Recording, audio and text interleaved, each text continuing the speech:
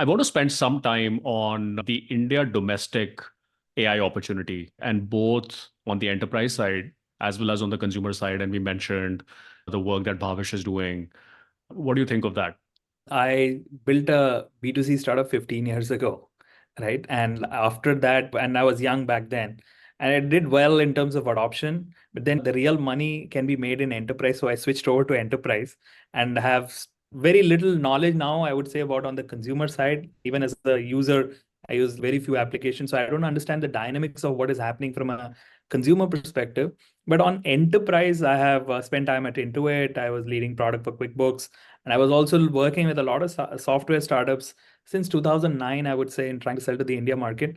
And even today, even though there are few folks who have, some of my friends have challenged my mental model around this, but even today, if you ask me, I would say that it is easy to earn a dollar than to earn a rupee. Right? This is the first sentence that I start with when start working with founders and helping them figure out like what and where they should build. I tell them that it is much easier for you to actually go for a dollar market than to actually go for the India market. Of course, in our business, we cannot say it never happens. There was the whole argument around e-commerce 15 years ago where many investors burned their hand investing into India Time Shopping and others. And then somebody took a bet around Flipkart, and we know the story is different now. So I thought the same moment is going to happen for software in 2016-17 when GST came. I still don't think from a software domestic market perspective, there is an unlock that has happened the way it happened in the consumer market when Flipkart unlocked the market. But I'm still hopeful. I still feel that when the GDP per capita is different, much higher, where productivity starts mattering, then there will be a lot of purchase of software that happen. If we really think about software, right? Software is about a simple pitch. It is saying, look, you are doing a lot of these things which takes you a lot of manual time. Let me compress it for you.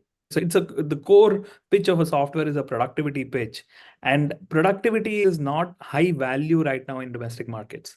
But however, a few friends, Keka and few others who have built like really good businesses in India, now they went after a audience which is startups who actually care about that productivity, and that's why they see attraction there.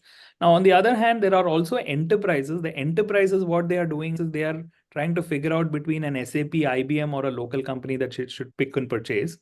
And I would actually say the last maybe 8 or 9 years ago, most of them were going with SAP and IBM choices. But last 2 or 3 years, they are actually getting really irritated with all these global brands, because for all these global brands, India as a market and an opportunity is very small. Enterprises in India are used to people coming to their offices and selling things to them. And SAPs and IBMs of the world are not going to do that. Salesforce is not going to do that, right? So they get that third cousin treatment. So they are now warming up to the idea of buying more and more software from local Indian providers. And that trend also will increase. So one is the per capita becoming more and productivity start mattering.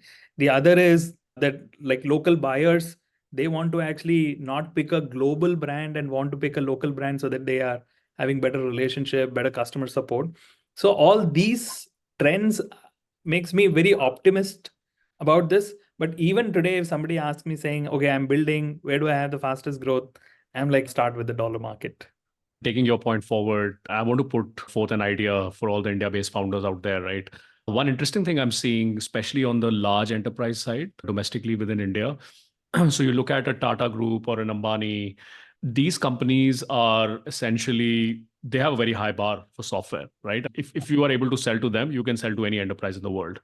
So I'm seeing this as an opportunity for Indian founders, especially who are doing a 0 to 1, to really get these logos on board as enterprise design partners, make them happy, build your product out, but then quickly use those logos and use that as a springboard to start going global, right? And if I compare to 10 years back, it was a binary option, right? There were really no early adoption in India for software.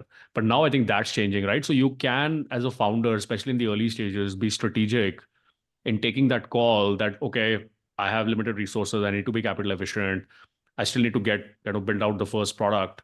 Let me use kind of domestic design partners, but then be very smart in terms of when do I make that transition of just quickly then going outside India and start selling. Yeah. Even though I would say one thing, Soumitra, and this is where we may be saying slightly different things. I think you earn and learn in the same market, Mm.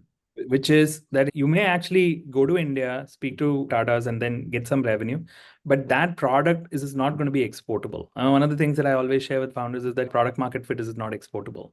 Now, Mm. you can use that logo, that presence, that revenue to help you springboard, but you Mm. cannot use that product to Mm. actually take you to different market. And I Mm. have, at least can say from experience, like when I was running QuickBooks, that we thought we could go GA in France in 18 months, and it took us 4 years, and we were not GA. We thought we could go GA in India really quickly. And every market that we have gone, and back then we were like an SMB company. In enterprise, there is this saying that if you talk to like different geographies, you can get a death by 1,000 cut, right? In case of SMB, it is like 100,000 cut. So every geography, it turns out to be like a different product market fit. But I agree with what you said about use that experience and then credibility to go have those and the resources to go have the global conversation. But time and again, and more enterprise that you go, what I have seen is people go to a different geography. They think that they only have to layer on GTM, but they end up like rebuilding the product from scratch, right? Sometimes it's not even the same product, right? It's a different ICP, different messaging, different positioning, different pitch altogether, different GTM motion. Then I'm like, okay, what is left of the product? So when you change geography, then this happens. And I have seen it happen often enough. Yeah, no, this is a very valid point. So I think it's important, I think, both for founders as well as investors to really study their vertical, their kind of target market very closely and take that call in terms of when to make that transition.